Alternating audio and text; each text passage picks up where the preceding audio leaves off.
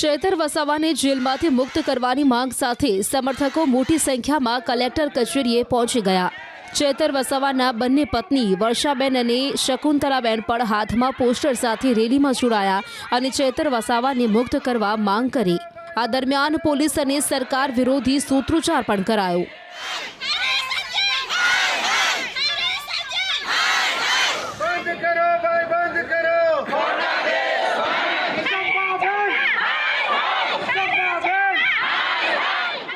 ચૈતર વસાવાના પત્ની અને સમર્થકો દ્વારા આવેદનપત્ર પણ આપવામાં આવ્યું.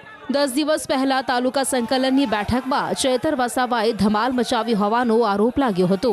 બેઠકમાં તેમણે ડેડિયાપાડા તાલુકા પંચાયતના પ્રમુખ સંજય વસાવા પર છૂટો મોબાઈલ અને કાચનો ગ્લાસ ફેંકીને જીવલેણ હુમલો કર્યાની ફરિયાદ નોંધાયા બાદ ચૈતર વસાવાને જેલ હવાલે કરાયા હતા. આ લાફાકાંડમાં હજુ પણ ચૈતર વસાવા જેલમાં છે. તેઓને જામીન નથી મળ્યા.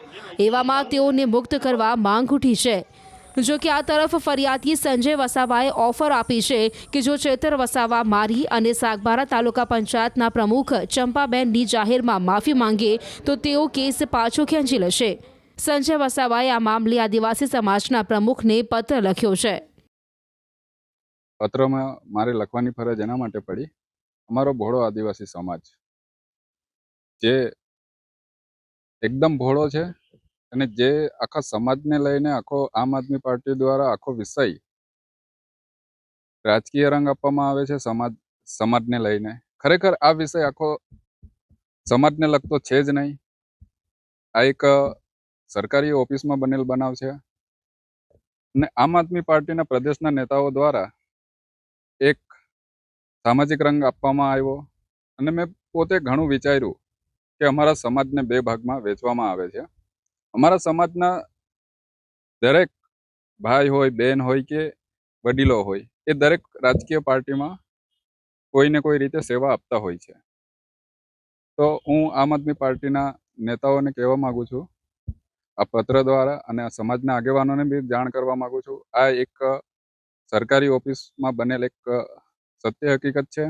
એને સમાજ સાથે કોઈ લેવા દેવા નથી, પરંતુ આમ આદમી પાર્ટીના કેટલાક નેતાઓ દ્વારા આખો મુદ્દો ડાયવર્ટ કરવામાં આવે છે. એટલે મારે આ પત્ર લખવાની ફરજ પડેલ છે. ચૈતરભાઈ જો માફી માગશે તો હું 100% આજે મીડિયા સમક્ષ કહું છું, 100% હું એમને માફ કરવા તૈયાર છું. પણ મારી એક શરત છે. અમારા મહિલા આગેવાન તાલુકા પંચાયતના પ્રમુખ શ્રીમતી ચંપાબેન વસાવાનું જે અપમાન અને ગાળાગાળી કરવામાં આવી છે, તો મારી માતા બહેનો દીકરીઓની વચ્ચે આવે ચૈતરભાઈ અને માફી માગે, હું તે જ મિનિટે આ કેસ પરત ખેંચવા તૈયાર છું.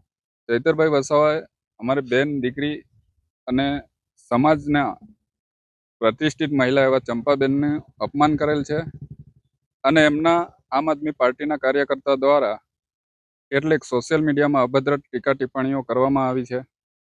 એ વિષયને લઈને જો ચૈતરભાઈ વસાવા જાહેરમાં આવીને માફી માગશે તો હું તે જ મિનિટે એમને માફ કરવા તૈયાર છું.